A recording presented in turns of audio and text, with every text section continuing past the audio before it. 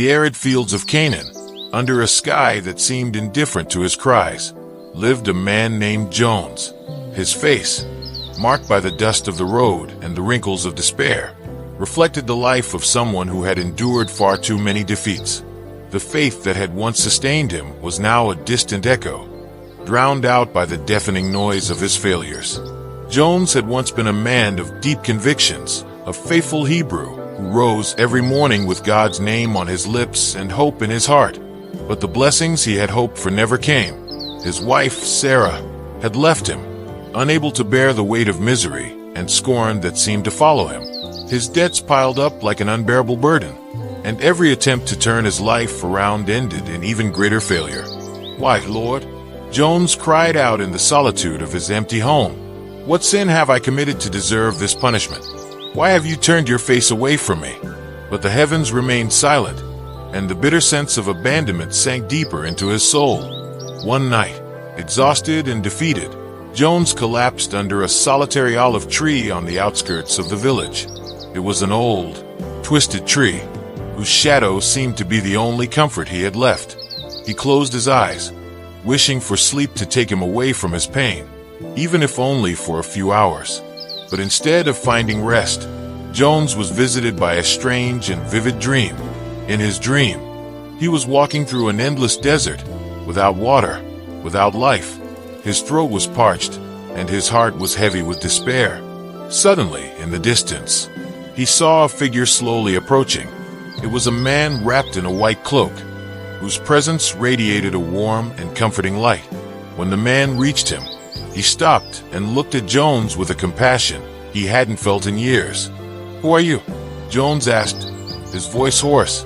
"I am the one who has always been with you." The man replied gently, "I have never abandoned you, even when you thought I had." Unable to contain his pain, Jones fell to his knees and cried out, "Then why did you let my life fall apart? I've lost everything I loved. I have nothing left, not even faith." The man knelt and placed a hand on Jones' shoulder. "I allowed you to walk through this desert so you could understand a truth you had forgotten. Faith is not measured by the successes or failures of this life, but by the trust that everything, even the hardest trials, has a purpose. I have never abandoned you, Jones. I have been with you every step of the way, waiting for you to trust me, even when everything seemed lost." As he spoke, the desert around them began to change. Where there had been only sand, flowers began to bloom, and a clear river flowed where dryness once reigned. Jones felt his heart, hardened by bitterness, begin to soften. He woke with a start at dawn, the gentle murmur of the wind rustling through the olive branches. The dream had felt so real, he could still feel the man's touch on his shoulder. For the first time in a long while, Jones felt a spark of peace within. Not all was lost. Slowly he rose, with a newfound resolve in his soul. In the days that followed, Jones began to rebuild his life, but this time from the inside out. He sought work, not with the desperation of someone fearing failure, but with the serenity of one who understands their worth is not tied to immediate success.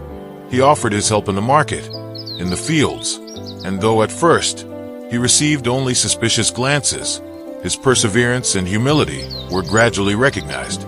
Step by step, Jones began to pay off his debts. Honest work, though hard, restored his sense of purpose. More importantly, he began to feel God's presence in his life again, not as a magical solution to his problems, but as a quiet strength that sustained him in his darkest moments. One day, as he walked through the marketplace, he saw Sarah. She looked at him in surprise, for the broken man she had left behind now radiated an inner light. With tears in her eyes, she approached him and asked, "Jones, how is this change possible?" He smiled and replied, "I've come to understand that even though I lost everything, I was never truly alone. God never abandoned me. He was waiting for me to truly trust him." Sarah, moved by his words and the transformation she saw in him, embraced him, and they both wept, not for the pain of the past, but for the hope of the future. From that day forward, Jones and Sarah started anew, rebuilding their home and their lives with a renewed faith, one that did not depend on the absence of problems, but on the certainty that, no matter what happens, they would never walk alone.